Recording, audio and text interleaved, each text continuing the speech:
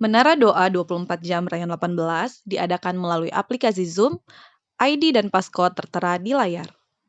Doa pagi diadakan Senin sampai dengan Sabtu pukul 6 pagi melalui aplikasi Zoom untuk ID dan passcode tertera di layar. Telah dibuka kembali kelas online KOM 100 dan 200. Untuk informasi lebih lanjut, silakan hubungi nomor yang tertera di layar.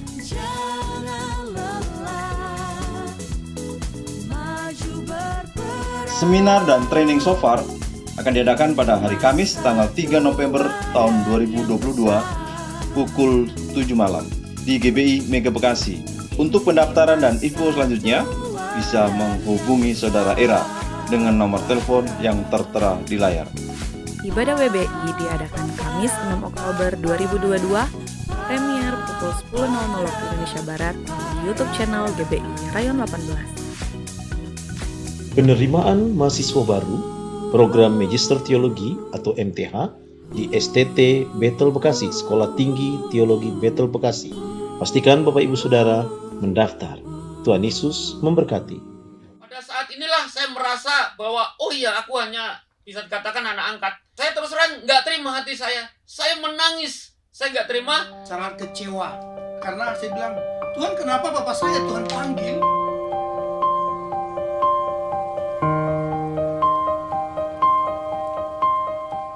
Sempat terlintas ke otak gue, kalau misalnya gue nggak ada, siapa ya datang?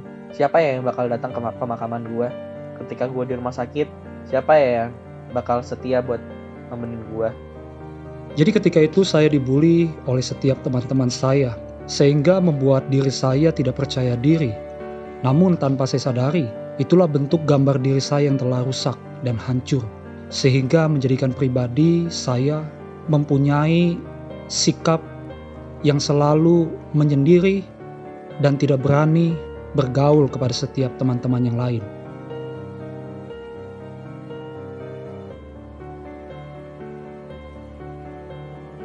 Terkadang gue merasa bersalah ketika gue merokok, ketika gue minum minuman keras, karena gue sadar gue itu adalah bait Allah yang harusnya gue jaga kekudusannya. Tapi gue selalu melakukan yang membuat bait Allah itu kotor. Tapi gue tahu sekotor apa diri gue, seburuk apa diri gue, Tuhan rela turun ke dunia hanya untuk menyelamatkan kita semua yang kotor, kita semua yang najis, dan Dia menyucikan dengan darahnya. Saya sudah pulih. Aku nggak pulih Nuaeng. Gundari aku nggo malam. Kita so pulih. Kulo sampun pulih. Saya sudah pulih. Saya sudah pulih. HMC ini bukan acara sembarangan. Persiapkanlah hati saudara untuk mengikuti HMC. Mari Bapak Saudara kasih Tuhan ikut HMC tanggal 21-22 Oktober. Pasti Tuhan akan jamah, Tuhan akan lawat. Tuhan Yesus memberkati.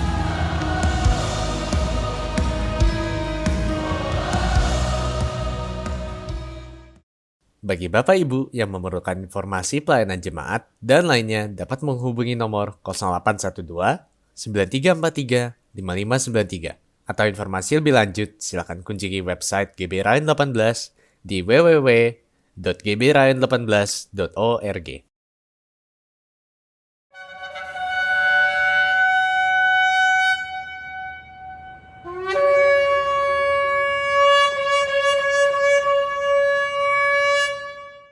Shalom, salam damai sejahtera untuk kita semua. Bagi jemaat yang dikasihi Tuhan, selamat datang dan selamat bergabung. Bagi Bapak Ibu Saudara-saudari yang baru pertama kali datang, kami menyambut Bapak Ibu dikasihi Tuhan di ibadah online GBI Rayon 18. Kami mengundang jemaat untuk bergabung kembali di ibadah online GBI Rayon 18. Puji Tuhan, sebelum kita untuk beribadah, mari kita berdoa.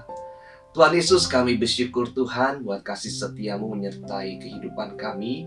Tuhan, kami akan beribadah, kiranya Tuhan memberkati baik setiap pujian, penyembahan Tuhan, bahkan firman-Mu Tuhan, memberikan kami terus Tuhan kekuatan, bahkan terus bertumbuh Bapa. Terima kasih banyak Tuhan, kami serahkan persekutuan ini dari awal hingga akhirnya Bapa. Dalam nama Yesus Kristus, haleluya, amin. Puji Tuhan, selamat beribadah untuk Bapak Ibu dikasihi Tuhan, Tuhan berkati, amin. Mazmur 91. dalam lindungan Allah. Orang yang duduk dalam lindungan yang maha tinggi dan bermalam dalam naungan yang maha kuasa akan berkata kepada Tuhan, tempat perlindunganku dan kubu pertahananku, Allahku yang kupercayai. Sungguh, Dialah yang akan melepaskan engkau dari jerat penangkap burung, dari penyakit sampar yang busuk. Dengan kepaknya ia akan menudungi engkau, di bawah sayapnya engkau akan berlindung, kesetiaannya ialah perisai dan pagar tembok. Engkau tak usah takut terhadap kedahsyatan malam, terhadap panah yang terbang di waktu siang, terhadap penyakit sampar yang berjalan di dalam gelap, terhadap penyakit menular yang mengamuk di waktu petang. Walau 1.000 orang rebah di sisimu dan 10.000 di sebelah kananmu, tetapi itu tidak akan menimpamu. Engkau hanya menontonnya dengan matamu sendiri dan melihat pembalasan terhadap orang-orang fasik. Sebab Tuhan ialah tempat perlindunganmu, yang maha tinggi telah kau buat tempat perteduhanmu. Malapetaka tidak akan menimpa kamu, dan tulah tidak akan mendekat kepada kemahmu. Sebab malaikat-malaikatnya akan diperintahkannya kepadamu untuk menjaga engkau di segala jalanmu. Mereka akan menatang engkau di atas tangannya, supaya kakimu jangan terantuk kepada batu. Singa dan ular tedung akan kau langkahi, engkau akan menginjak anak singa dan ular naga. Sungguh hatinya melekat kepadaku, maka aku akan meluputkannya. Aku akan membentenginya sebab ia mengenal namaku. Bila ia berseru kepadaku, aku akan menjawab. Aku akan menyertai dia dalam kesesakan. Aku akan meluputkannya dan memuliakannya. Dengan panjang umur akan kukenyangkan dia dan akan kuperlihatkan kepadanya keselamatan daripadaku. Sebab firman Tuhan berkata, percayalah kepada Tuhan dengan segenap hatimu dan janganlah bersandar kepada pengertianmu sendiri. Biar melalui pujian ini kita mau sama-sama menantikan janji-janji Tuhan. Terima kasih Tuhan. Mari angkat suaramu, katakan. Sungguh besar setiamu, kau nyatakan bagiku. Kau Bapa yang selalu mengerti isi hati.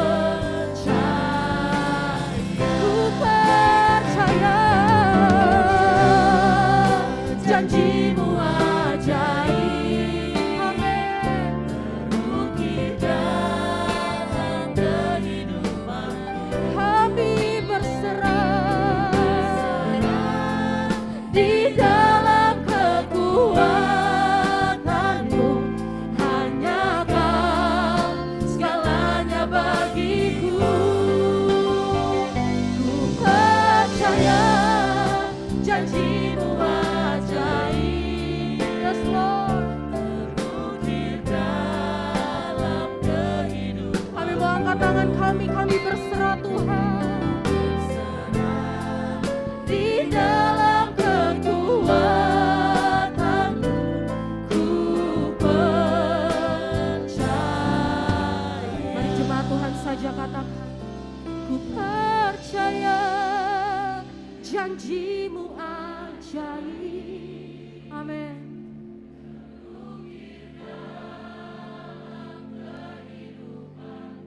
Kami berserah.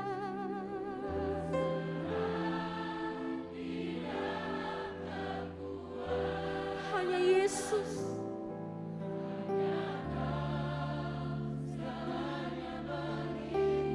Dengan imanmu katakan, ku percaya janji-Mu ajaib.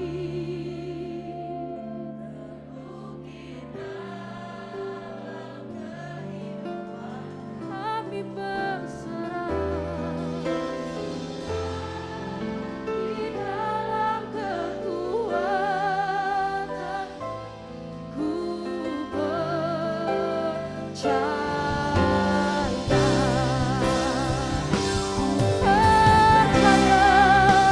Janji-Mu ajaib terukir dalam kehidupanku. Kami berserah di dalam kekuatan. Hanya Kau segalanya bagiku. Ku percaya janji-Mu ajaib terukir dalam kehidupanku. Berserah di dalam kekuatan ku percaya.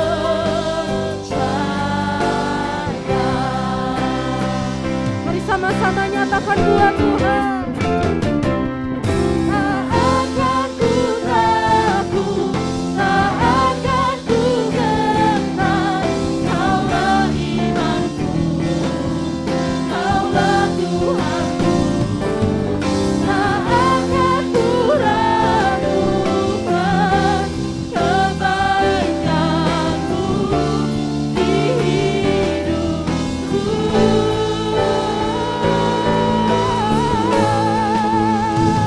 Ku percaya janji-Mu ajaib terukir dalam kehidupanku. Berserah di dalam kekuatan. Hanya Kau segalanya bagiku. Ku percaya janji-Mu ajaib. Yes Lord.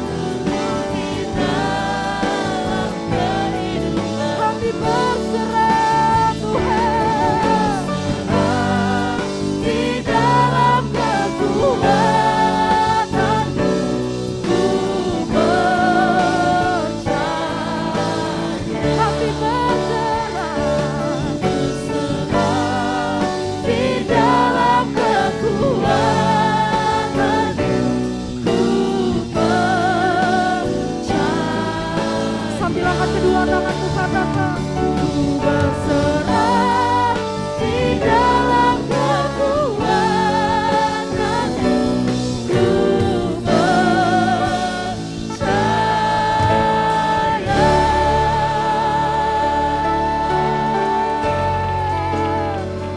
Kami percaya Tuhan.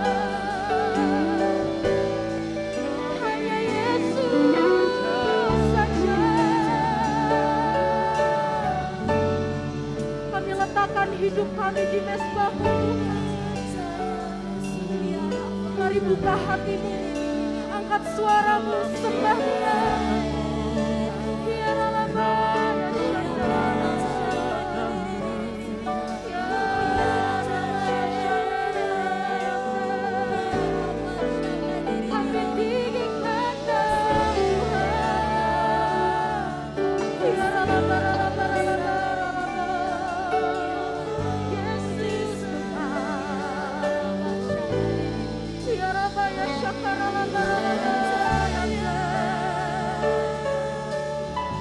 Sungguh kami mengasihi Engkau Tuhan, lebih dari segalanya. Mari nikmati hadirat Tuhan. Mari berikan yang terbaik buat Tuhan.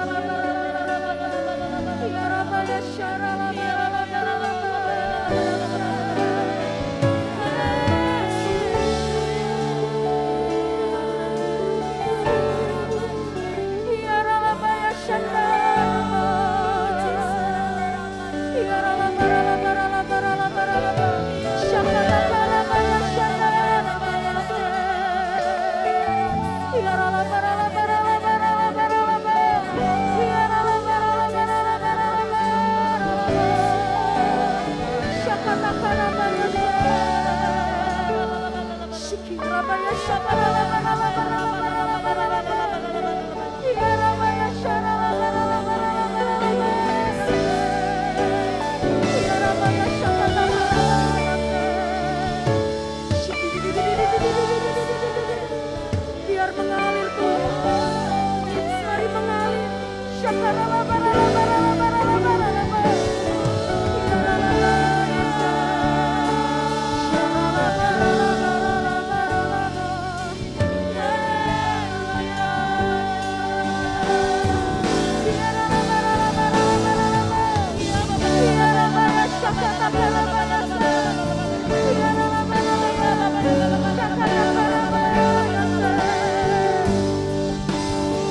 Biar yang sakit Tuhan sembuhkan, yang lemah Tuhan kuatkan, yang terikat Tuhan lepaskan, yang terbelenggu Tuhan bebaskan.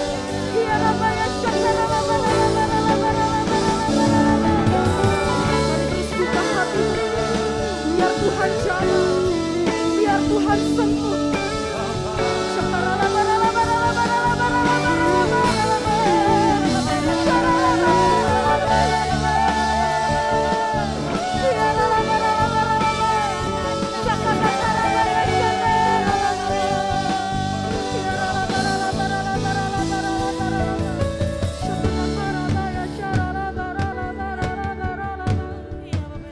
Sembah Tuhan, Dia layak terima segala pujian. Sama-sama dengan imanmu katakan, sebab Kau layak terima pujian, sebab Kau layak terima pujian. Amin. Sebab Kau layak, ku agungkan Yesus, Raja di atas segala raja. Sama-sama dengan imanmu katakan, sebab Kau layak terima pujian, sebab Kau layak, sebab Kau layak, agungkan Yesus, Raja di atas segala raja. Saudara jemaat Tuhan berbangkit berdiri, sama-sama kita katakan, buat Tuhan Yesus layak terima pujian, sebab Kau layak terima pujian, sebab Kau layak, ku agungkan Yesus, Raja di atas segala raja.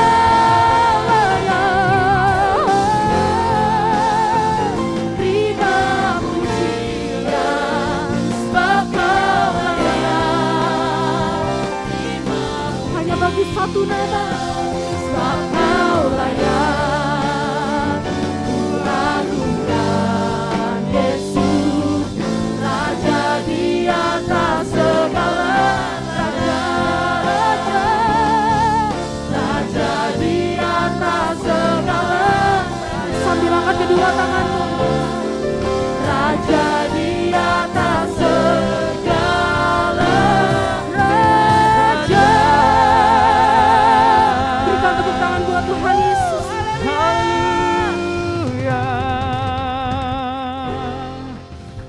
kasih Tuhan Yesus. Biar segala hormat, pujian, kemuliaan hanya bagi Yesus Kristus Tuhan.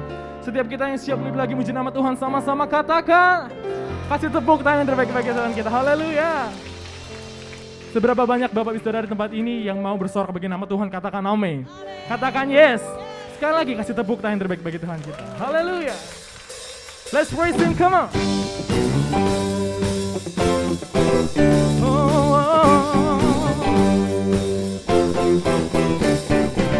We praise you, Lord, and worthy to be praised. Boleh sama-sama tepuk tangan, come on.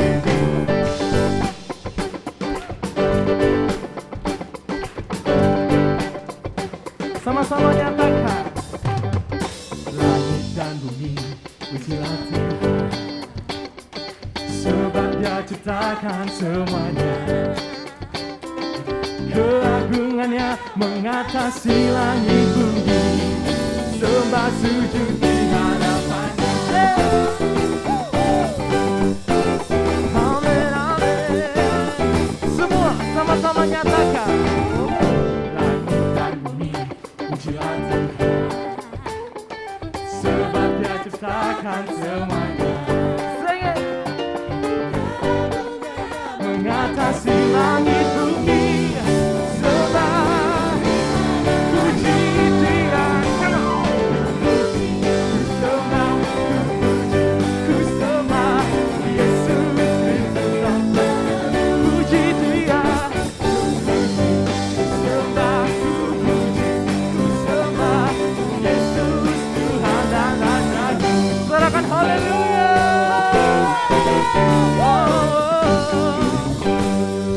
Sama-sama nyatakan.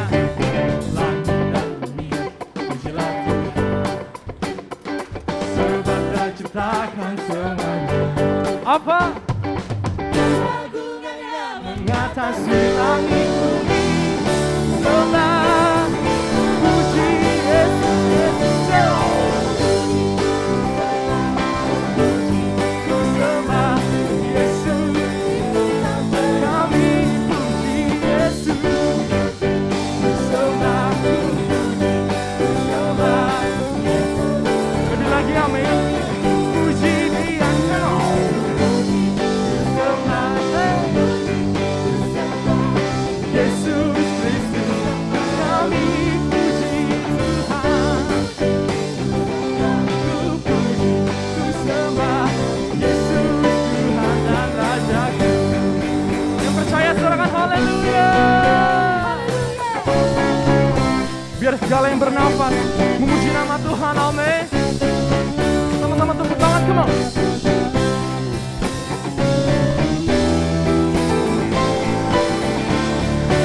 Semua sing it. Haleluya, amin. Say haleluya, amin, amin. Haleluya, amin. Boleh sambil lambaikan tangannya, sama-sama, come on. Haleluya, say amin. Haleluya, amin, amin.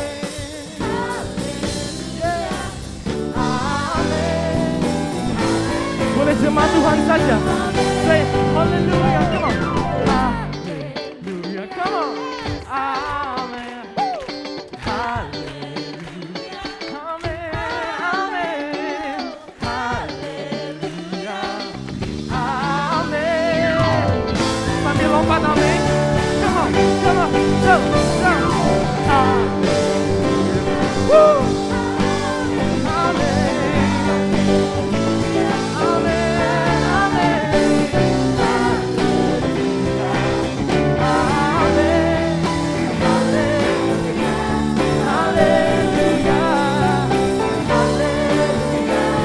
One more time, come on, say hallelujah, amen.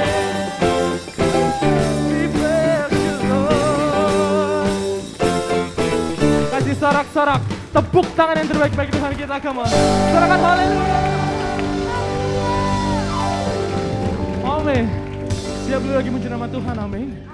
Siap beli bagi nama Tuhan, amin. Mau lompat buat Tuhan kita? Sama-sama ya.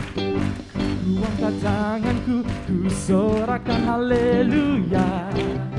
Namamu berkuasa, surga bumi nyatakan. Come on. Ku angkat tanganku, nyatakan kau hebat. Allah yang perkasa, berkuasa selamanya.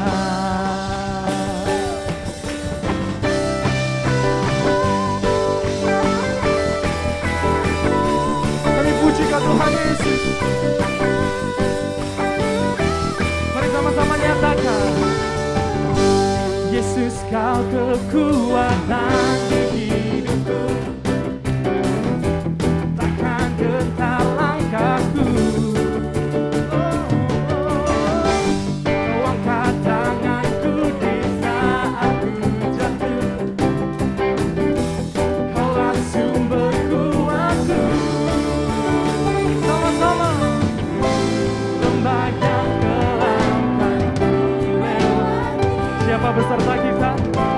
Sebab Engkau sertaku dengan imanku, dengan imanku ku diselamatkan oleh kuasa Yesusku. Angkat tanganku, serahkan haleluya.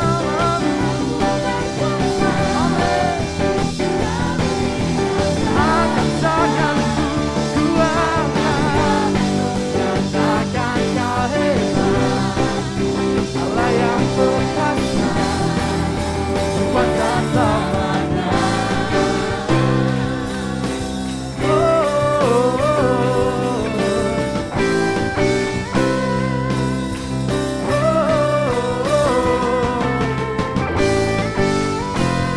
Boleh jemaat Tuhan sama-sama kita nyatakan, ku angkat tanganku, ku sorakan haleluya, amin. Namamu berkuasa, surga bumi. Oh, semua yuk. Ku angkat tanganku, nyatakan kau hebat. Allah yang perkasa, kuasa selamanya. Semua. Ku angkat tanganku, serahkan namamu Tuhan. Kau bumi nyatakan, ku angkat. Allah yang perkasa, kuasa selamanya.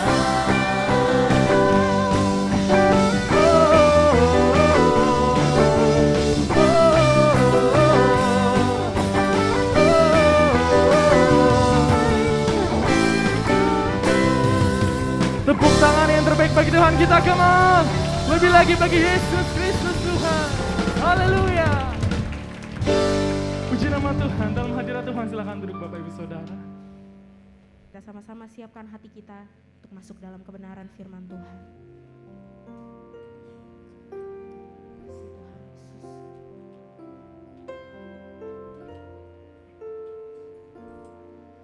Tuhan, Kau sempurna dalam rencana-Mu dan karya-Mu. Ku serahkan hidupku, murnikan dengan Roh-Mu. Tuhan,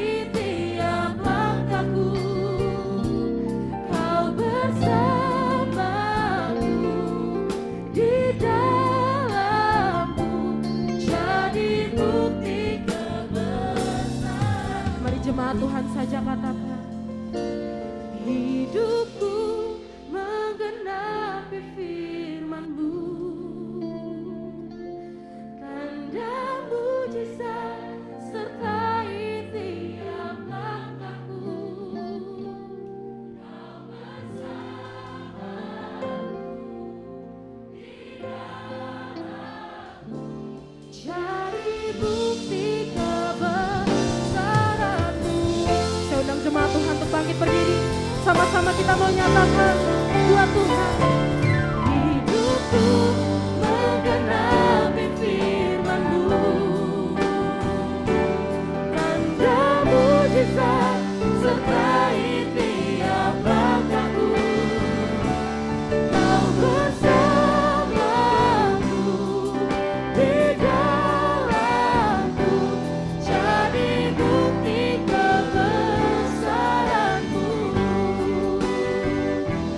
Kau bersamaku di dalamku, jadi bukti kebesaran-Mu. Kau bersamaku di dalamku, jadi bukti kebesaran-Mu. Jemaat GBI Rayon 18 Bekasi yang dikasihi Tuhan, selamat hari Minggu, selamat menyembah Tuhan, selamat berinteraksi dengan Tuhan. Saya berdoa lewat ibadah hari ini, Bapak Ibu Saudara semua boleh bertemu dengan Tuhan sehingga meninggalkan tempat ini, meninggalkan ibadah ini dalam keadaan yang sangat berbeda dibanding waktu datang tadi. Saya, Bambang Budianto, bersyukur kepada sahabat saya, Pak Pendeta Andi Markus, mengundang saya untuk berbagi firman hari ini. Saya melayani di Leaders for Leaders, L4L, dan juga di Unleash, yang adalah program kepemimpinan untuk membangkitkan pemimpin-pemimpin di antara remaja di Indonesia dan di bangsa-bangsa lain di Asia. Nah, saya diingatkan akan seorang hamba Tuhan yang cukup terkenal, sudah almarhum, namanya D.L. Moody. D.L. Moody dikenal dalam sejarah gereja sebagai seorang yang kalau khotbah berapi-api dipakai Tuhan, membawa banyak ribuan orang kepada Tuhan. Suatu saat, satu malam, dia pulang ke rumah dari sebuah kebaktian kebangunan rohani. Sampai di rumah sudah cukup malam, istrinya masih menanti di rumah karena berdoa buat dia. Begitu dia masuk ke rumah, menggantung jasnya, istrinya bertanya, jadi malam ini berapa orang yang bertobat, yang menerima Tuhan Yesus, yang dijamah Tuhan? D.L. Moody kemudian melihat ke istrinya dan berkata, ada 2,5. Istrinya tersenyum, kemudian bertanya, yang setengah itu anak umur berapa? D.L. Moody lihat ke istrinya, dia bilang, oh, kamu keliru memahami kehidupan. Yang bertobat tadi adalah 2 anak-anak dan 1 orang dewasa. Yang setengah itu orang yang sudah dewasa, yang hidupnya sudah kepake separuh. Jadi tinggal sisa separuh.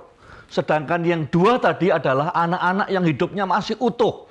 Ya, digambarkan kalau dia itu anak panah, dia masih jauh. Dia masih punya 60, 70, 80 tahun lagi. Dan kalau dia dimuridkan dengan baik, akan memberikan penderitaan yang lama sekali buat kerajaan alam maut, buat iblis. Saya ingin membaca teks kita hari ini di dalam Mazmur 127, ayat 1 sampai dengan yang keempat. Jikalau bukan Tuhan yang membangun rumah, sia-sialah usaha orang membangunnya. Jikalau bukan Tuhan mengawal kota, sia-sialah pengawal berjaga-jaga. Sia-sialah kamu bangun pagi-pagi dan duduk-duduk sampai jauh malam, dan makan roti yang diperoleh dengan susah payah, sebab ia memberikannya kepada yang dicintainya pada waktu tidur. Ayat 3, sesungguhnya anak-anak lelaki adalah milik pusaka daripada Tuhan, dan buah kandungan adalah suatu upah. Ayat keempat, ini ayat kuncinya, seperti anak-anak panah di tangan pahlawan, demikianlah anak-anak pada masa mudanya. Mari kita berdoa minta tuntunan Tuhan. Bapa di surga, hanya firman-Mu yang bisa merubah hidup manusia. Hanya Roh Kudus-Mu yang bisa menjelaskan firman ini kepada setiap kami. Hamba berdoa supaya setiap kami yang ada beribadah saat ini boleh bertemu dengan Tuhan, berinteraksi dengan Tuhan, dijamah Tuhan. Tidak ada satupun yang meninggalkan ibadah ini tanpa bertemu dengan Tuhan lewat firman-Mu, mengalami Tuhan. Berkati 30 menit, 1 jam ke depan ini Tuhan Yesus. Supaya kami bisa melihat Tuhan dan segala kemuliaan-Mu. Dalam nama Tuhan Yesus. Amin. Ada beberapa kata yang kita ingin lihat hari ini. Yang pertama kata anak panah.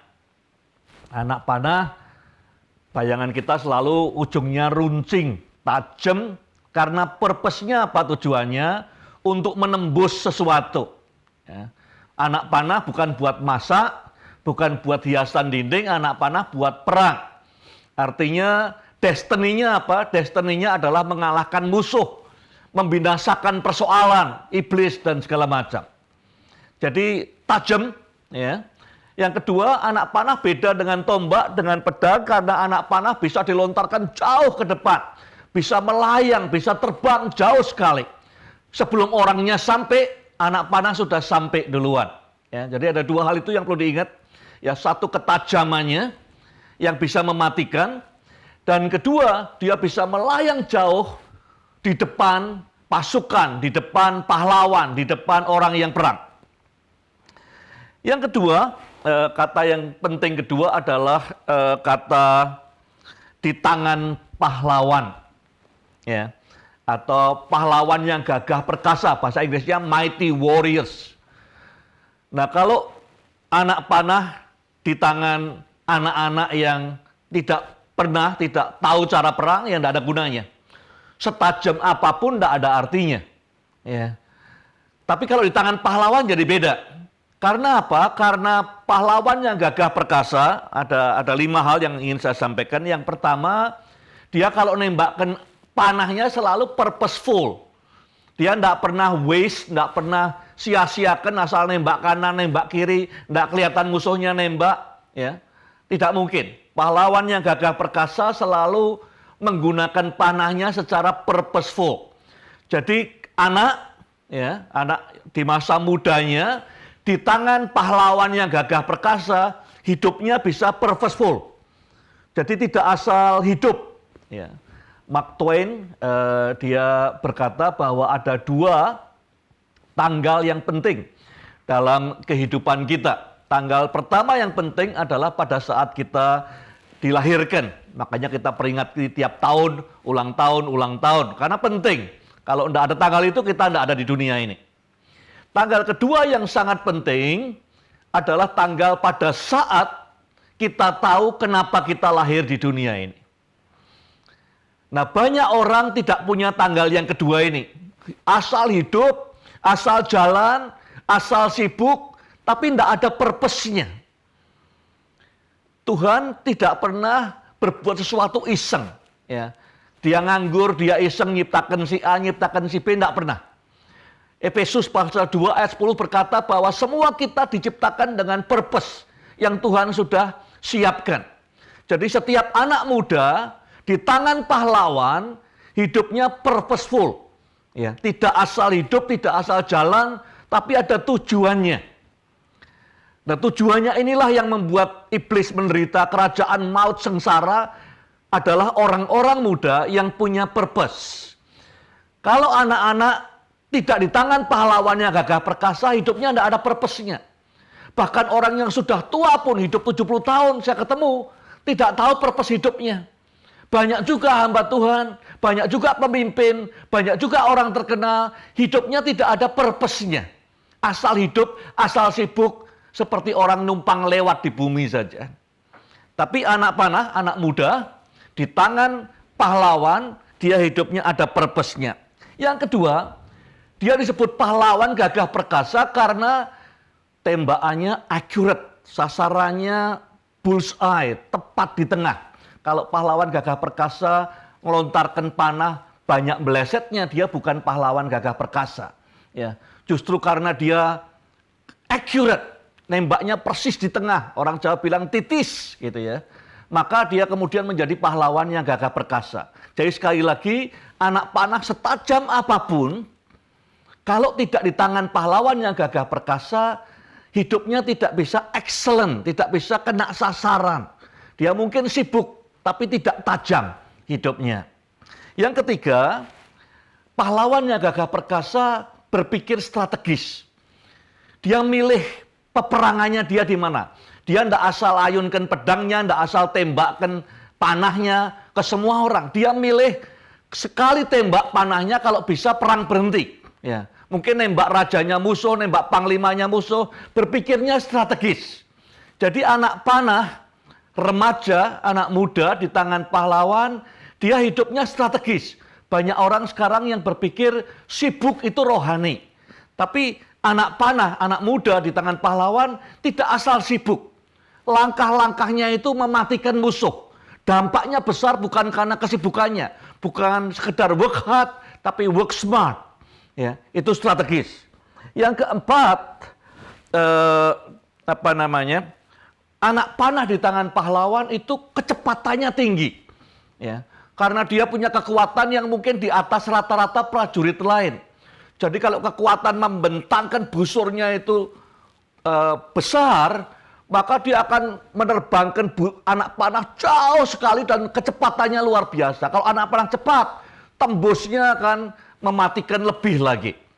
Jadi anak panah, anak muda, remaja di tangan pahlawan itu powerful. Bahkan kemudian kalau sudah lihat-lihat di film-film perang itu bisa bunyi, anginnya diterobos, arrow bisa bunyi, orang sekitarnya bisa merasakan hembusannya. Jadi anak muda yang di tangan pahlawan, dimentori oleh pahlawan yang gagah perkasa, kanan kirinya bisa merasakan. Anginnya terasa, nuansanya terasa, powernya terasa. Ya, cepat sekali dan kuat sekali dampaknya. Bukan kekuatan dan kecepatan gerakan, bukan berdasarkan umur atau gelar atau apapun juga. Tetapi berdasarkan anak muda dimentori oleh pahlawannya gagah perkasa. Dan yang kelima, biasanya anak panah di tangan pahlawan itu penentu kemenangan. Yang menang siapa? Anak panahnya? Bukan. Yang menang adalah pahlawannya. Yang menang bangsa itu. Tapi penentunya siapa? Anak panah ini. Anak muda ini. Ya, penentunya bukan pedang, bukan tombak. Anak panah menentukan. Karena dia bisa nyampe ke tujuan sebelum serdadu sampai ke sana. Ya. Jadi ada 5 hal tadi, keuntungan kalau anak muda di tangan atau dimentori oleh pahlawan yang gagah perkasa. Nah, kata youth, ya, kata anak muda, anak-anak di masa mudanya, atau in the prime of their youth, sering dipakai di Perjanjian Lama. Biasanya membahas tentang usia-usia sekitar 11, 12, 13 tahun pada saat bar miswah, pada saat perpindahan anak dari masa kanak-kanak ke masa remaja. Ya, itu referringnya ke situ. Jadi kalau dikatakan nubuatnya Yoel tentang akhir zaman yang dikutip oleh Petrus di Kisah Rasul 2, dikatakan bahwa nanti pada akhir zaman, ya, orang-orang muda akan lihat visi, orang-orang tua bermimpi, anak-anak akan bernubuat. Itu anak-anak muda yang dimaksud adalah anak-anak remaja ini. Ya. Melihat visi, bayangkan satu pelayanan, satu gerakan, satu gereja, tidak ada remajanya. Padahal remajanya ini yang lihat visi ke depan. Kalau semua pelayanan gereja dipimpin hanya oleh orang-orang tua yang bermimpi, tanpa ada anak muda yang lihat visi, ya mungkin bisa nabrak-nabrak sana-sini. Ya. Jadi visi di akhir zaman anak muda kontribusi melihat visi ke depan. Yang bermimpi siapa? Orang-orang yang tua. Yang bernubuat siapa? Anak-anak, semua generasi ikut di dalamnya. Ya. Kemudian kalau kita lihat Amsal, ya, di Amsal dikatakan pasal 22 ayat 6, didiklah anak muda di masa mudanya. Juga berkaitan dengan anak remaja, mungkin umur 9 sampai umur 17-18 tahun. Kalau dididik, katanya Amsal, maka tidak akan meninggalkan jalannya anak muda. Entah dia umurnya sampai 90, 80, 70, investasi yang terbaik ya untuk membangun dunia ini, merubah dunia ini, membangun gereja adalah di masa anak-anak pada masa mudanya. Ya, na'ar pada masa mudanya, usia 10, 11, 12, 13, 14 tahun. Ya. Karena dikatakan oleh Amsal, kalau kita didik pada usia ini, pada jendela usia ini, dia akan terus di jalan itu sampai akhir hidupnya. Jadi ini investasi yang baik. Dan kedua tadi dikatakan bahwa tandanya lawatan Tuhan akhir zaman pada saat anak-anak muda terlibat membagikan visi, diberi visi untuk melihat jauh ke depan.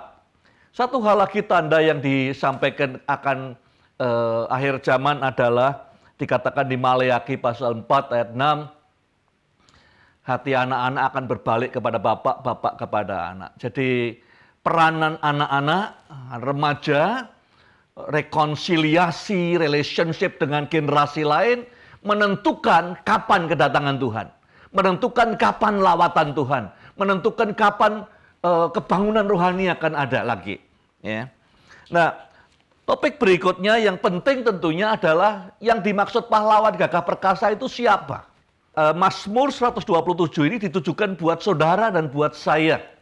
Penulis daripada Mazmur ini ingin berpesan bahwa yang Tuhan ingin berurusan bukan anak-anaknya ini, tapi kita-kita nih yang dewasa nih. Ya. Karena anak-anak itu tajam, usia tadi 10 sampai 17 tahun tajam sekali seperti anak panah. Tinggal siapa yang pegang. Yang perlu dibangun sekarang adalah pahlawan yang gagah perkasa itu siapa? Nah, ada beberapa poin yang saya mau sampaikan di sini. Yang pertama, Tuhanlah yang diizinkan membangun rumahnya itu. Yang dikatakan di ayat yang pertama, jika bukan Tuhan yang bangun, sia-sialah.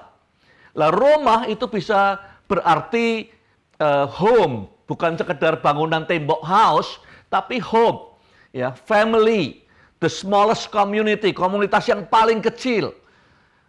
Jadi pahlawan yang gagah perkasa sesuai dengan perjanjian baru adalah mereka yang pahlawan di Roma. Tidak cuma pahlawan di luar sana, hebat khotbahnya, hebat pelayan, tapi di Roma berantakan. Ya. Tempat paling bagus untuk nyetak pemimpin di Roma. Tempat pemuritan paling bagus di Roma. Ulangan pasal 6. Ya. Pemuritan yang paling efektif di Roma. Jadi pahlawan yang gagah perkasa mengizinkan Tuhan untuk terus membangun rumahnya. Tidak bisa sekedar, ya dulu waktu kami menikah Tuhan bangun rumahnya, sekarang enggak lagi. Jadi maksudnya sampai hari ini Tuhan terus membangun rumahnya. Ya, jadi satu, rumah itu adalah keluarga. Ya, dan pahlawan gagah perkasa itu mengizinkan Tuhan setiap hari membangun rumahnya. Ada orang yang sudah menikah 40 tahun, diminta bersaksi. Ya. Kesaksiannya selalu tentang pada saat dia ketemu dengan pasangannya, pada saat Tuhan menjodohkan, bagaimana keajaiban terjadi hari pernikahan dan segala macam, terjadi 40 tahun yang lalu. Dan bersyukur sekali karena itu. Tapi pertanyaannya apakah Tuhan tetap membangun keluarganya, rumahnya atau tidak? Atau hanya cerita 40 tahun yang lalu? Pahlawannya gagah perkasa itu hari ini ada cerita tentang campur tangan Tuhan dalam keluarganya. Diizinkan sepenuhnya. Ya, ada kesaksian Tuhan bicara apa hari ini. Tuhan menguatkan apa dan dia invest terus membangun relationship dalam keluarga. Itu nomor satu. Yang kedua, Roma bisa artinya adalah rumah Roh Kudus hidup kita. 1 Korintus pasal 6, 19-20, hati kita itu rumah Allah. Apakah kita izinkan dibangun terus oleh Tuhan hidup kita ini? Kapan terakhir kali kita ngerasakan hidup kita ada pilar baru, ada jendela baru, ada warna baru, ada dekorasi baru dalam hidup kita.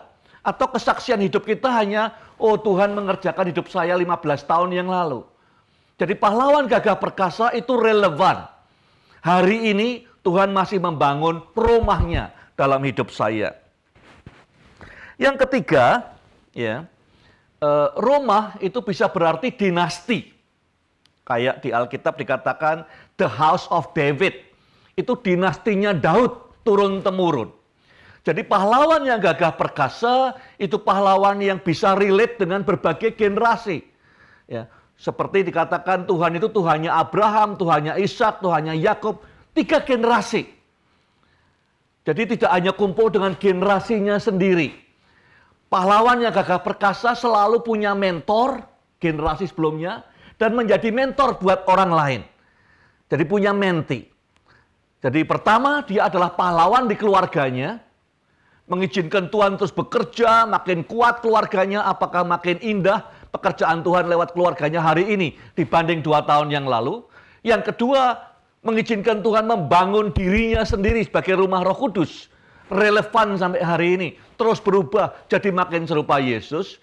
Yang ketiga, apakah dia punya mentor yang menolong dia untuk membangun dinasti atau household-nya dia. Dan juga legasinya, dia punya menti yang sedang dibinanya. Yang keempat dikatakan bahwa di ayat yang kedua, bagian ayat pertama, ya, jikalau bukan Tuhan yang mengawal kota, artinya mendampingi, mengawal, sia-sialah.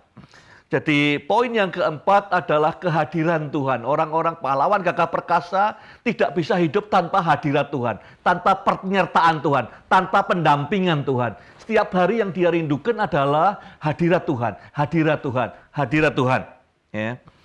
Dan yang terakhir, yang poin kelima, dikatakan pahlawan gagah perkasa itu bisa melihat anak remaja, pemuda seperti warisan. Nah, kalau saya terima warisan, berarti saya diakui yang beri warisan itu orang tua saya. Ya. Nah, kalau Tuhan, dikatakan warisan Tuhan, memberi saya warisan, maka pada saat yang sama saya mengakui, diakui, diterima ya, oleh Tuhan sebagai keturunannya Tuhan. Penyambung legasinya Tuhan di atas bumi. Israel waktu masuk Kanaan, ya, dia di masing-masing dapat warisan tanah, kecuali suku Lewi. Suku Lewi tidak dapat tanah karena warisnya adalah hadirat Tuhan, adalah Tuhan sendiri. Suku Lewi tidak dapat tanah. Nah, saya ingin melihat bahwa pahlawan yang gagah perkasa itu bukan sekedar orang yang cari tambahan tanah, properti ini itu. Tapi orang yang melihat bahwa warisan yang dia terima itu adalah Tuhan sendiri. Ya, jadi sepenuhnya kita melayani dan hidup buat Tuhan. Saya ingin tutup dengan 2 cerita. 1 cerita dan 1 ayat firman Tuhan. Kalau saya mengingat anak remaja sebagai warisan, maka saya ingat ceritanya Imam Eli dan Samuel. Imam Eli, dia pemimpin seluruh Israel waktu itu. Kalau dari sisi karir, dia sudah di puncak karirnya. Ya. Imam besar. Dia punya anak laki-laki. Banyak orang merindukan punya anak laki-laki. Dia punya anak laki-laki, tapi dia tidak mampu menjadi pahlawan yang gagah perkasa untuk keluarganya. Kedua anaknya hidupnya bejat. Ya. Dia malu dan dia dimarahi Tuhan karena kedua anaknya ini. Jadi sebagai orang tua, sebagai pemimpin di rumah, dia gagal. Dia gagal membesarkan anaknya. Kemudian muncul Samuel kecil. Banyak orang berpikir waktu Hana mengantar Samuel, mungkin Samuel umur 1 tahun, 2 tahun. Bayangan saya kalau dipakai kata Naar, anak muda ini, maka Samuel mungkin usianya sekitar 8 tahun barangkali. Ya, diserahkan kepada Imam Eli. Nah, Samuel adalah satu nabi yang terbesar di Israel. Ya, dia adalah seorang nabi yang mengurapi raja pertama, mengurapi raja kedua. Tidak ada nabi lain yang dampaknya begitu besar seperti Samuel.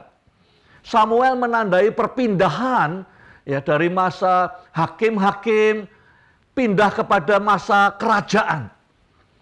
Nah, kalau saya ini misalnya Tuhan, maka saya pikir Samuel harus dibesarkan oleh mentor, oleh pahlawan yang gagah perkasa, yang sudah terbukti sukses membesarkan anaknya. Tapi Tuhan kita ini luar biasa. Samuel diserahkan kepada Imam Eli yang pernah gagal. Nah, seringkali kita sebagai manusia kalau lihat orang pernah gagal, sudah kita tidak pernah percayai lagi. Tapi Tuhan kita itu Tuhan yang luar biasa anugerahnya. Imam Eli diberi kesempatan kedua. Anak panah yang tajam, Samuel yang 8-9 tahun, diserahkan di tangan Imam Eli. Dia kaget juga, kok bisa dipercaya Tuhan lagi? Didik anaknya sendiri dia gagal, mungkin 20-30 tahun yang lalu. Di masa tuanya dia dipercaya untuk megang anak panah yang sangat tajam. Oleh anugerah seperti itu, Imam Eli tidak menyia-nyiakan.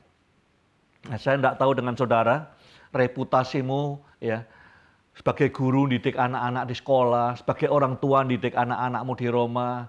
Mungkin ada yang merasa seperti Imam Eli, saya bukan orang tua yang sukses, yang berhasil, ya, atau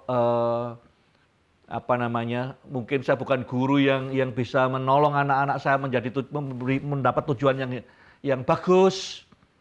Tapi hari ini firman Tuhan hari ini berkata Tuhan itu memberi kesempatan kedua. Ya. Jangan sampai Imam Eli itu mati tanpa pernah megang anak panah yang tajam. Jangan sampai saudara jalani hidup ini lebih lama lagi tanpa pegang anak panah. Ya, karena saudara destininya sebagai pahlawan yang gagah perkasa. Yang terakhir, kadang-kadang persoalannya tidak hanya pada Imam Eli. Ya, kadang-kadang persoalannya terjadi pada anak panahnya. Ada cerita di Lukas pasal 8, Yesus jalan mendekati sebuah kota kecil namanya Nain. Muridnya ikut semua, rombongan ikut semua. Waktu dia mau masuk gerbang kota, dari dalam kota keluar rombongan orang berkabung karena janda miskin, anak satu-satunya mati, anak muda, mungkin ya sekitar usia-usia itu. Yesus melihat janda ini muncul belas kasihan. Karena apa? Tidak ada masa depan buat janda ini. Suaminya udah mati, satu-satunya anaknya mati. Dia tidak ada penghasilan, there is no future, there is no hope. Yang mati bersama anak muda ini adalah pengharapan dan masa depan.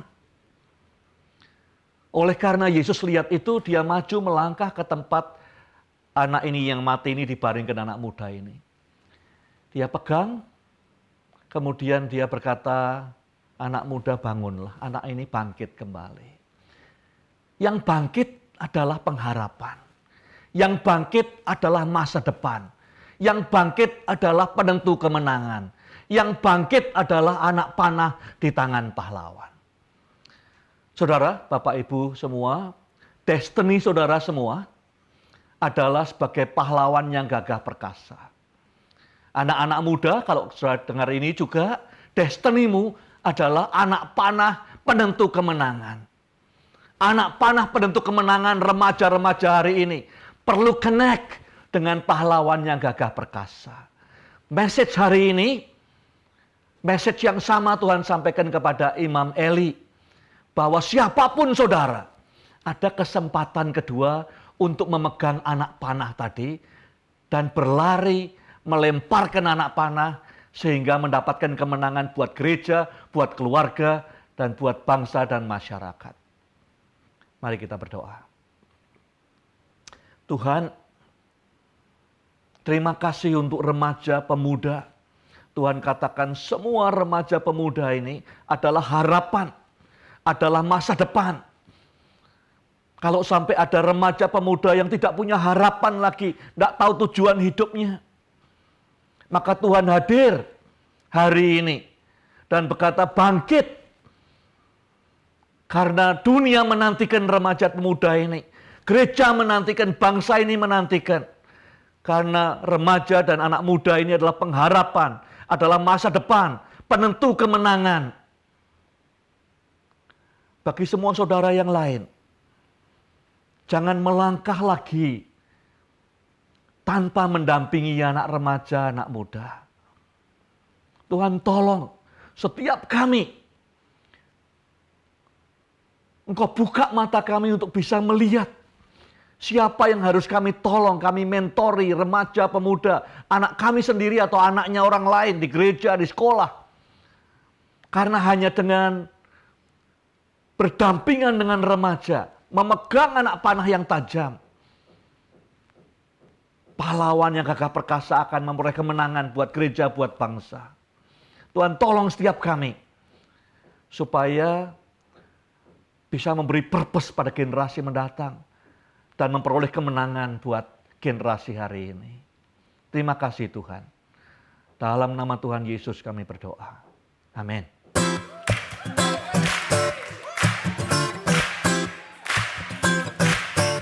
Mari kita bawa persembahan kita di minggu ini. Bapak, terima kasih buat kesempatan, buat berkat, buat pemeliharaan yang sudah Tuhan sertai dan sepanjang hidup kami. Dan minggu ini kami akan bawa persembahan kami ke dalam rumah-Mu dengan penuh cinta dan hormat kami, dengan penuh kasih kami kepadamu. Kami memberi karena Engkau sudah memberi yang terbaik. Dalam nama Yesus kami sudah berdoa. Haleluya. Amin.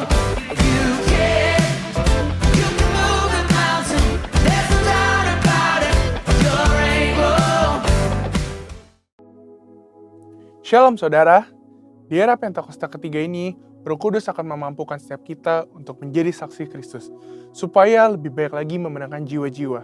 Gembala kita, Pak Niko, terus menggaungkan bahwa dengan kuasa Roh Kudus dari Pentakosta ketiga ini, amanat agung akan selesai.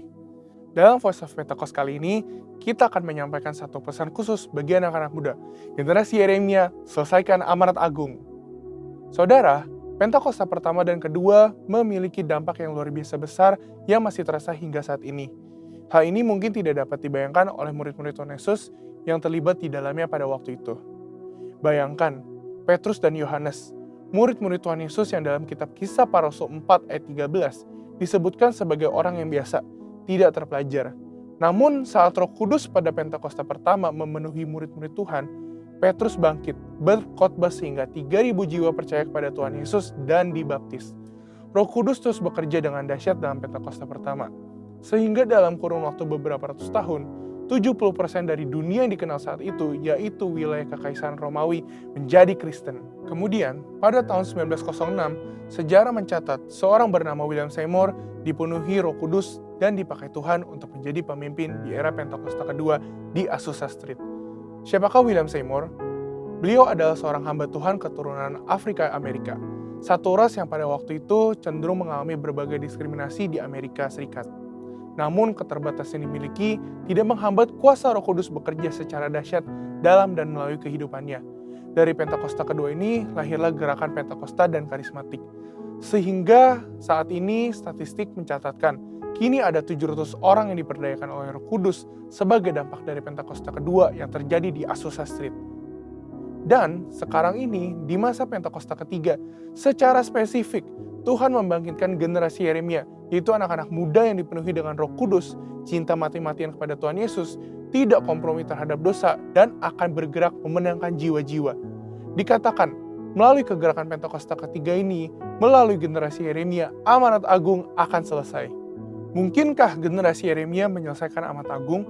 Dengan kuasa Roh Kudus dari Pentakosta ketiga, generasi Yeremia akan menyelesaikan amanat agung dan Tuhan Yesus akan datang kembali. Jadi, amanat agung itu bukan hanya tugas orang tua atau opa oma kita. Amanat agung itu tugas kita juga. Kita sebagai generasi Yeremia perlu mengambil tanggung jawab untuk bergerak dan menyelesaikan amanat agung. Tentu kita tidak memulai pekerjaan ini dari awal. Sudah ada fondasi dan dasar yang sudah diletakkan oleh generasi opoma dan generasi orang tua kita. Mereka sudah melakukan pekerjaan baik di dalam Tuhan, dan bagian kitalah untuk melanjutkannya. Dalam prakteknya, apa aja yang harus dilakukan oleh kita sebagai generasi Yeremia? Pertama, menginjil di sekolah-sekolah dan kampus-kampus. Sekolah dan kampus adalah tempat di mana anak-anak lebih banyak menghabiskan waktunya dibandingkan bersama keluarga dan gereja. Kita dapat mulai dengan mendoakan teman-teman kita yang belum percaya pada Tuhan Yesus di sekolah atau di kampus kita. Sehingga teman-teman kita dapat merasakan terlebih dahulu kasih Kristus lewat hidup kita. Setelah pendekatan ini dilakukan, barulah kita memulai memberitakan tentang Tuhan Yesus sebagai Raja dan Juru Selamat manusia. Kedua, menjadi role model lewat berbagai platform digital. Selain sekolah, generasi muda juga banyak menghabiskan waktunya di berbagai platform digital. Konten-konten yang kita upload setiap harinya dapat menjadi sarana untuk memberitakan Tuhan Yesus. Role model hidup benar, hidup kudus, dan takut akan Tuhan. Dengan memiliki personal branding yang baik, kita akan diterima oleh banyak orang. Kita juga dapat membuka ruang curhat dalam platform digital, sehingga banyak orang bisa memiliki tempat untuk menceritakan permasalahan mereka. Ketiga, memberitakan Yesus lewat talenta. Yang terakhir dan tidak kalah penting adalah tentang talenta yang kita miliki. Kita percaya bahwa baptisan Roh Kudus akan memaksimalkan hidup kita seorang dalam berbagai aspek kehidupannya. Oleh karena itu, kita akan mengerti bahwa setelah menerima pencurahan Roh Kudus, kita dapat memaksimalkan seluruh talenta dan potensi yang kita miliki. Talenta dan potensi yang kita maksimalkan ini akan menjadi kesaksian bagi banyak orang. Orang-orang dapat diberkati oleh kepandaian kita bermain musik, bernyanyi, bermain bulu tangkis, bahkan dengan mengerjakan soal matematika. Hal ini yang akan menjadi pintu besar bagi tersiarnya Injil. Roh Kudus yang telah memampukan kita untuk mengembangkan berbagai talenta dan potensi yang kita miliki, sehingga bisa menjadi berkat bagi banyak orang. Sebagai generasi Yeremia, kita bertanggung jawab untuk terus mengobarkan api penginjilan yang sudah dimulai oleh generasi orang tua dan opa-oma kita. Kiranya dengan kuasa Roh Kudus dari Pentakosta ketiga, kita akan menyelesaikan amanat agung dan Tuhan Yesus akan datang kembali. Untuk penjelasan lebih lengkap dari tim teologi kami, silakan buka link yang ada di atas atau scan QR Code yang tersedia. Tuhan Yesus memberkati. Apa yang dimaksud dengan Pentakosta ketiga? 1. Pentakosta ketiga adalah pencurahan Roh Kudus yang dahsyat di zaman ini melebihi yang terjadi di Azusa Street. 2. Pentakosta ketiga akan mengakibatkan penuaian jiwa yang terbesar dan yang terakhir sebelum Tuhan Yesus datang kembali.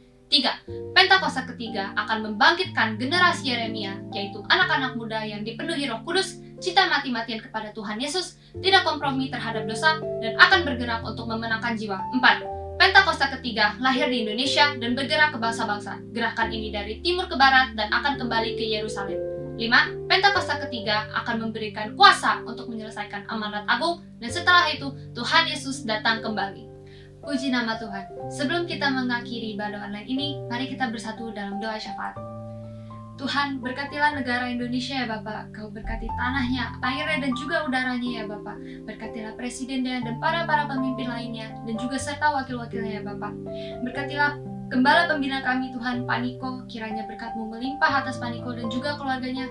Dan berkati juga Gembala Rayon 18 kami ya Bapak, Pak Andi. Berkatilah kiranya berkat-Mu selalu melimpah atas Pak Andi dan juga keluarganya Tuhan.